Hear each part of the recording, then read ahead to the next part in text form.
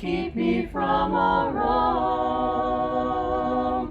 I'll be satisfied as long as I walk, dear Lord, close to thee. Just a closer walk with thee. Grant it, Jesus, is my plea. Daily walking close to thee.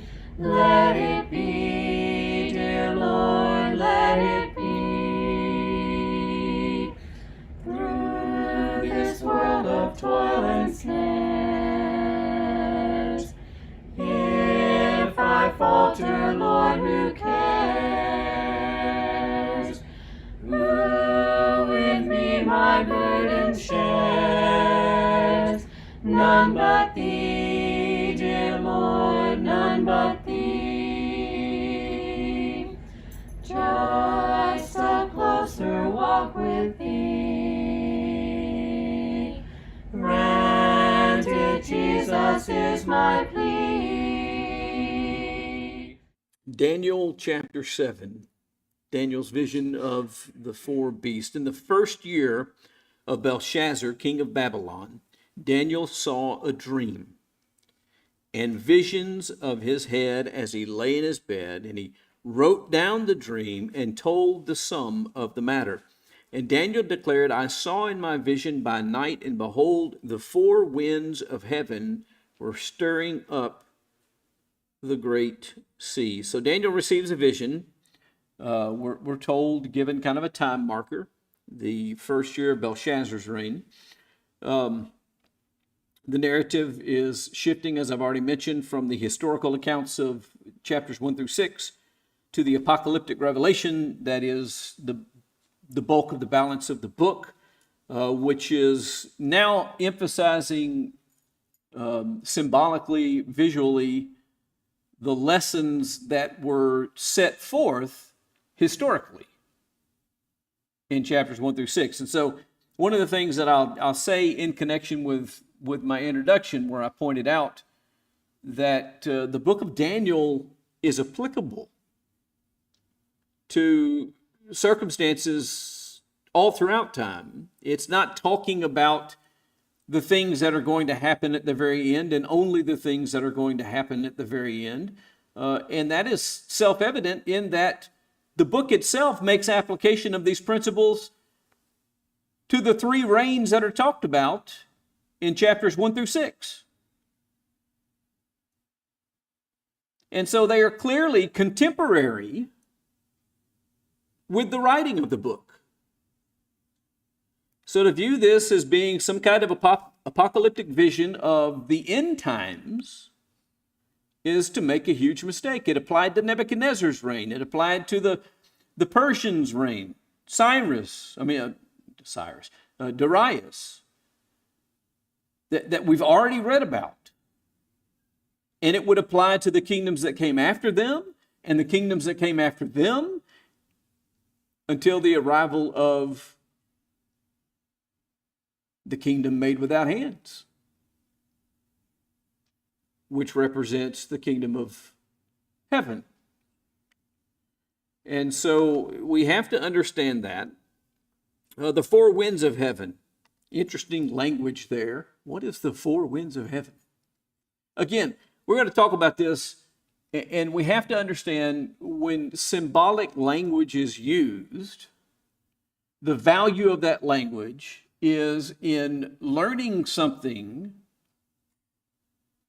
that we might otherwise not see.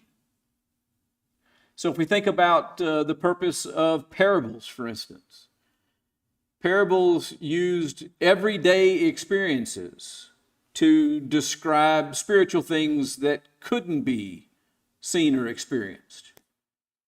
This is kind of the opposite. It's using very graphic language to describe mundane things that might be overlooked. You don't overlook the four winds of heaven that are blowing and stirring up the great sea. What's the great sea, by the way? Where is the Great Sea? And it was their Great Sea. It was. Why was it their Great Sea?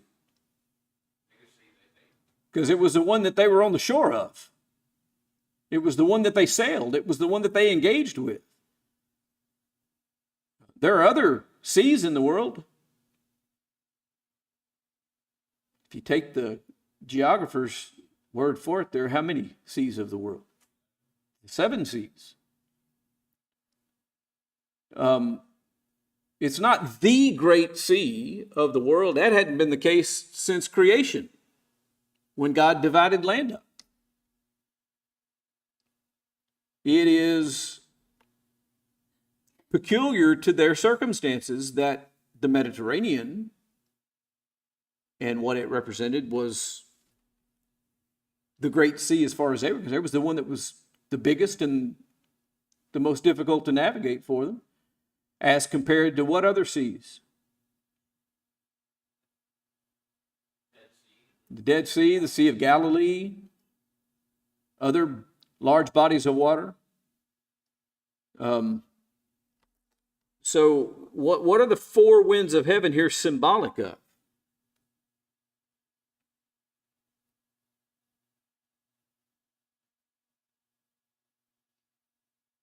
Okay, let's take it from the easiest part of it, of heaven. If it is of heaven, what is it not of? The earth. What does heaven represent?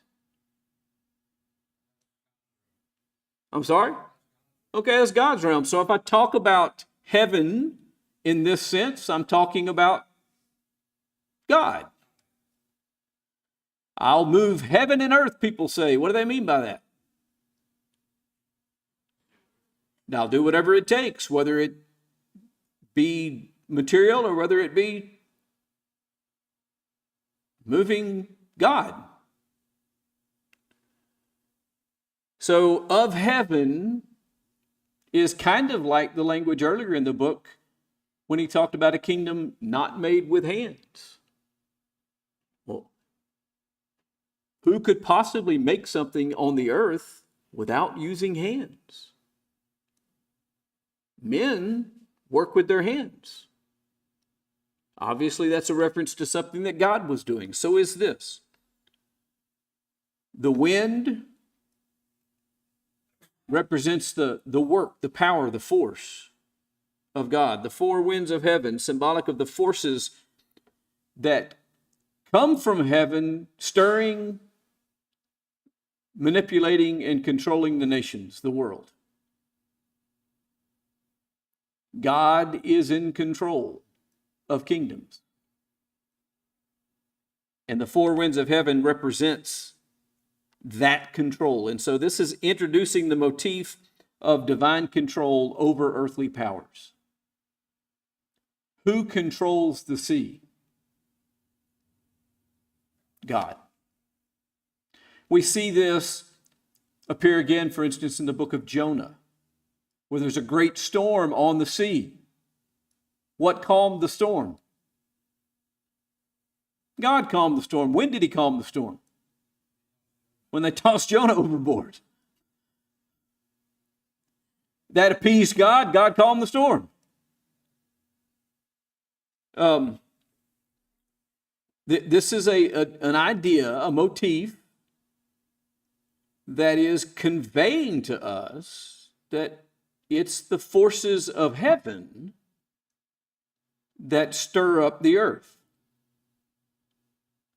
Look at Daniel chapter 7 and verse 2. Daniel spoke and said, I saw in my vision by night, and behold, the 4 winds of heaven were stirring up the great sea. These are interpreted as the forces that are driving or disturbing the nations of the world. They're symbolized by the sea. There's a lot of symbolism of the sea throughout the Bible. Other biblical references. Jeremiah chapter 49 and verse 36. From the 4 winds I will scatter them. This is God talking. From the 4 winds I will scatter them. Winds as agents of divine judgment in this case, as is being used there in Jeremiah. The force of God at work in the world. Ezekiel chapter 37 and verse 9. Come from the four winds, O breath, and breathe upon these slain that they may live. Here, wind is the exact opposite. Rather than a destructive force, it's doing what? It's bringing life. By the way, that's how wind was first introduced to us. The same word that's translated wind is God breathed life. And the word that's translated spirit regarding the Holy Spirit, the same family of words. And so the force of God, both in judgment and in the giving of life and the preservation of things, God is moving. It's also important to note right here that in each of these passages which you cited, the four winds, not a wind, or of course referring probably to the four main cardinal points of the compass. And that is almost certainly. Yeah, that's almost certainly what it's referring to, the four cardinal points of the compass, meaning completeness. Again, a reference to what? God, who is omnipotent and omnipresent. Again, to draw off Jonah, that's one of the lessons of the book of Jonah as well, right? Jonah mistakenly thinks that he can run from God. What does he come to the realization of? There's nowhere I can go to escape God. Even when I was in the bottom of the ocean, God was there. And so the four winds representing the limitless nature of the power of God. You can't run to the north, to the east, to the west, to the south without coming into contact with the force of God at work in the world, which is a very important lesson. It was an extremely important lesson in that day, but even carrying over into this day, we still fail to realize that God's authority isn't limited by men. They believe that the Hebrew God controlled the Hebrews, but once you got outside of Judea, they had other gods in those places. The Egyptian gods controlled Egypt and the Egyptian people, and the Assyrian gods controlled the Assyrians. The Babylonian gods had controlled the Babylonians. Later on, the Greek gods controlled the Greeks. The Roman gods controlled the Romans. And they believed that to the point that, as we saw in the early part of this book, when Nebuchadnezzar came to realize that the God of the Hebrews could actually do something, he immediately wanted to channel and use that to the betterment of his nation. So he did what? He elevated Daniel and listened to Daniel so that they would have the power of God on their side. And Darius would do the same thing. And that was part of that concept of God being spatially limited, temporally limited. The four winds.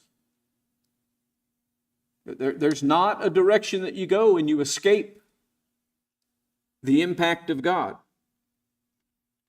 God actively governs history, even when human affairs seem chaotic or dominated by worldly powers. Even nations that are not godly nations.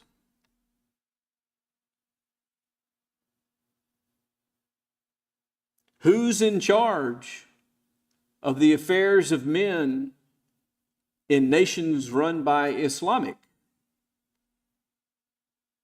people of faith? God. What about atheistic people of faith? Still ruled by God. There's not a place that you go that you escape the influence of God. So then he gets into a description of his vision.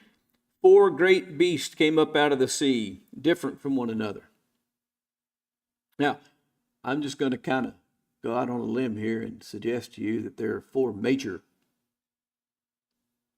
divisions of Nebuchadnezzar's dream as well, aren't there? There might be a reason for some of that similarity. Now, this is after Nebuchadnezzar's long gone, so this is not a repeat or a rehashing of Nebuchadnezzar's vision. And this isn't to a world leader. He kind of had become a world leader at this point, I guess. He was extremely powerful. But this is a completely different purpose for this vision. It's going to the man of God who's functioning as a prophet, which is exactly what Daniel was doing, because what was Daniel doing for God? He was speaking the word of God to people like Nebuchadnezzar and Darius and Belshazzar, so that they would know what the God of heaven desired. The 4 beasts came up out of the sea, different from one another. The first was like a lion and had eagle's wings. Then I looked at its wings, and its wings were plucked off, and it was lifted up from the ground and made to stand on 2 feet like a man, and the mind of a man was given to it. And I just kind of suggest that if you go back historically and look at Babylon, one of the images that was used to portray Babylon, anybody want to guess what it was? Well, they look like a lion with wings. And we remember what happened to Nebuchadnezzar. Nebuchadnezzar was given a mind, right? Behold, another beast, the second one, like a bear. It was raised up on one side. It had 3 ribs in its mouth, between its teeth. And it was told, arise and devour much flesh. After this I looked, and behold, another, like a leopard, with 4 wings of a bird on its back. And the beast had 4 heads, and dominion was given to it. And you notice in all these cases, their position, their mind, their power, their dominion, all is what? Given. Doesn't arise intrinsically from within, but it's given to them. After this I saw the night visions, and behold, a 4th beast, terrifying and dreadful and exceedingly strong. It had great iron teeth. It devoured and broke in pieces and stamped what was left with its feet. It was different from all the beasts that were before it, and it had 10 horns. And I considered the horns, and behold, there came up among them another horn, a little one, before which 3 of the first horns were plucked up by the roots. And behold, in this horn were eyes, like the eyes of a man, and a mouth, speaking great things. All right, I'm just going to stop here for a moment. Anybody think that this is describing something literal? I hope the answer is no. It's obvious that it's not describing anything literal. These types of things don't exist, especially when you get down to this last one that's got 10 horns, and among those horns, one of the horns got a set of eyes and a mouth. And these aren't natural descriptions of real things, and so clearly they're symbolic. So we got the first beast, like a lion with eagle's wings, historically interpreted Babylon is what most people recognize from this. The wings were plucked. What happened to Nebuchadnezzar, the great leader of Babylon? He was thrown down off his rule. but then after that raised up again and given a mind, which is exactly what's described here. The second beast, like a bear, raised on one side with 3 ribs in his mouth. What nation, what empire came after Babylon? The Medes and the Persians, Darius. The third beast, like a leopard with 4 wings and 4 heads. Who came next? Greece. Alexander the Great. Do you remember what happened to the empire of Greece after Alexander the Great died? It was divided among his generals, and how many were there? 4. It had 4 heads. The fourth beast, terrifying, with iron teeth and 10 horns. I might suggest to you that the next nation that arose is being described by this beast. Which nation is that? Rome. And if you go back to Nebuchadnezzar's dream, in the days of these kings, something happened. So, the little horn that rises up among the 10 horns, a lot of people debate who that might be talking about. It doesn't really matter to me.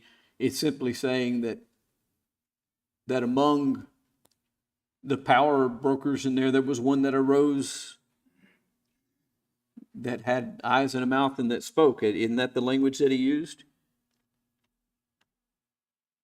Before 3 of the first horns were plucked up by the roots. Okay, so 3 of them are taken out completely. And this horn had eyes like the eyes of a man and a mouth speaking great things. There are certain leaders, certain emperors who rise up and distinguish themselves among the others. And that can apply to any great power throughout history. There's always going to be the great ruler who arises. You always have the great king that comes along, or the Napoleon, or whoever it is that comes up and distinguishes himself among his peers and gains control. The beasts seem to represent successive kingdoms. We just put labels on those kingdoms. Okay? And at the time, those are very logical labels. But what I would suggest to you is it doesn't matter what labels you put on them. Every successive kingdom is a like kingdom. Every successive kingdom receives its dominion from where? From God. All of them have varying characteristics. They're all different from one another. They all accomplish different things. Was Greece a nation that was godly in its nature? No. They were a polytheistic, pagan society that among the things that they did in the vein of worshiping the divine was to engage in immorality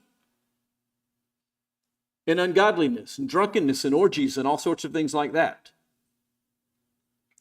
Nothing moral or godly about their faith, but did God use them for some specific purpose? Yes. And they were vital to the plan of God being carried out. The unifying nature of that kingdom, the development of the single universal language of commerce under Greece, the translation and collection of all of the material that included the Old Testament writings into Greek, which then could be read and understood by all of the people of the world, all happened because of Greece. It was the nation of Greece that collected the writings of the Hebrews, translated them into Greek, and created what we refer to as the Septuagint.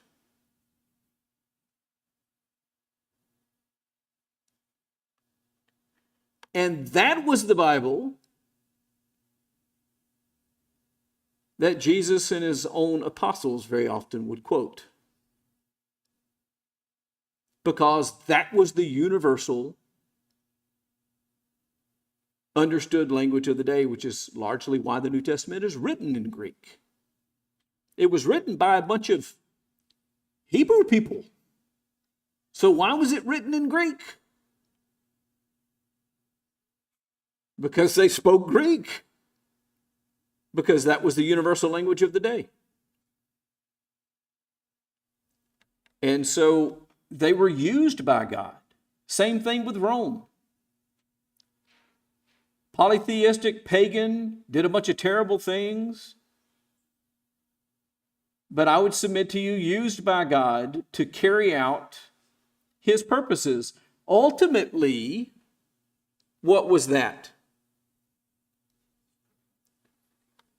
Well, before the spreading the gospel part, which is, by the way, all of the roads that they built and the communication that they built and the work, that did add to the spreading of the gospel. But before that, they put Christ on the cross. It was a Roman cross he hung on. They were used by God to carry out his purpose. And it was Roman officials that Jesus stood before and answered the question of whether or not he was a king. And he said, you said I was a king. But what I want you to understand is my kingdom is not of this world. So God uses these nations to do various things, and the characteristics and the natures that they have are uniquely used to accomplish one purpose. Now, you go through this list. Were the Assyrians judged by God?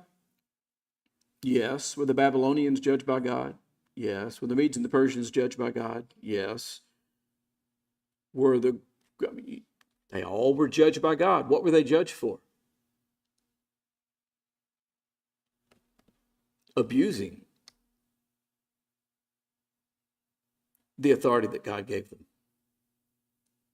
There's a lesson in that as well.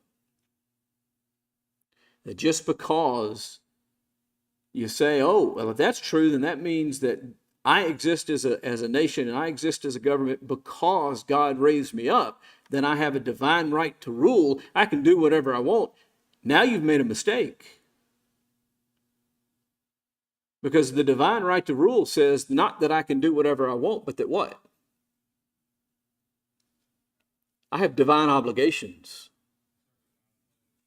And that happens to be the topic of the sermon this morning. So I'll stop right now. We'll pick up in verse 9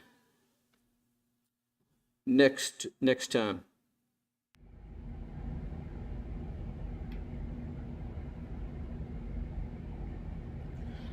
I am weak, but thou art strong. Jesus, keep me from all wrong. I'll be satisfied as long as I walk, dear Lord, close to thee. Just a closer walk with thee. Granted, Jesus is my